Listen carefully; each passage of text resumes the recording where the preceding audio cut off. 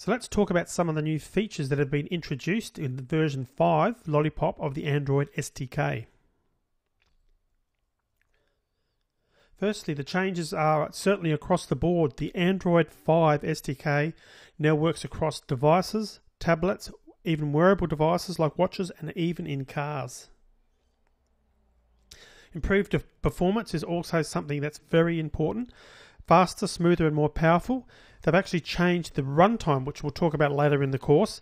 And basically that means that it's now running, all Android devices are running exclusively on this new ART runtime. And that gives the operating system improved application performance, and more responsiveness to the app, and dynamically moves memory to assist with this as well. So it's really just a great set of optimizations to make your apps run and perform much better. 64-bit is another thing that's new to Android 5. For the very first time, full 64-bit support is included, and one of the great features is Java applications will automatically run as 64-bit programs, so they'll be able to address the extra memory and so forth. And if you are programming in a different language, native code, C++, etc., there is a new version of the NDK, a Native Development Kit, available to support 64-bit. So that's a big change, and it's one that's been really needed, I think, for some time.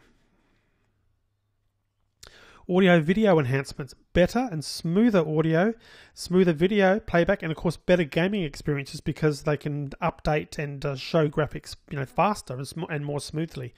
The high performance graphics enhancements, shaders, etc., really sort of complement that and really allow for faster and smoother graphics across the board. Be it a video, playing a video on the screen, or running a game.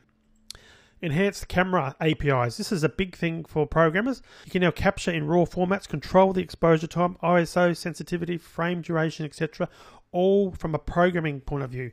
Video H.265 support and a ton more. So they've really spent a lot of time enhancing this because camera is something that lots of end users, people who own Android devices, use a lot. So the fact that this has all been added, I think, is very exciting. Improved battery life. Now this is sort of a no-brainer. I think pretty well anyone who's got an Android device wants better battery life, and Android 5 has brought that to the table. Across the board there's been power improvements, but also there's a new job scheduler API which we'll be talking about later in the course, and that helps make your app more efficient with battery life. So it's sort of a win-win with the new features of improved battery life.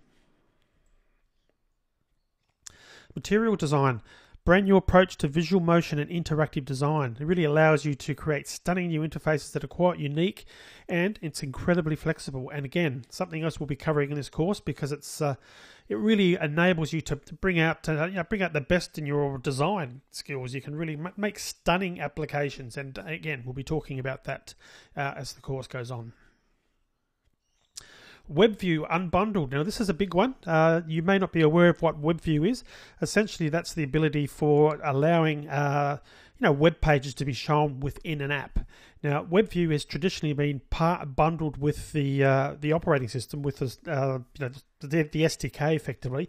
But what has happened now with the release of Android 5 is WebView is now a separate sort of product that can be independently updated in the Google Play Store, which is fantastic. So from a developer's perspective, what that means is the end user is getting more timely updates, because they can go to the store at any time and update their web view.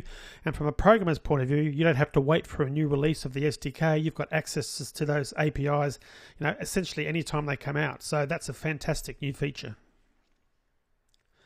Game development, there's some good enhancements in there. We talked about some of the audio and visual enhancements, and they will certainly be applying to game developers. Things like saving games to the cloud, and also we talked about shaders briefly and so forth. Bottom line is, from from an end user perspective, their games are going to look better. They're really going to have a better look and feel, be smoother, and be a better positive experience. The Android extension pack as well brings desktop sort of class graphics to an Android device, and to me that's fantastic as well. loads more. In actual fact, there's too much to to talk about now. Literally, there's 5,000 new APIs that have been added to this release of Android. So yes, it's absolutely a major update with a ton of new features. And I think you can be sure that from an Android end user perspective, there's going to be at least one major thing that they're going to be very interested in. So I suspect the adoption rate of Android 5 is going to be massive. We're going to find a lot of people wanting to upgrade to this. So of course that means that now is the time to learn this and get up to speed with Android 5, and you're in the right place because that's what you are going to be learning throughout this course.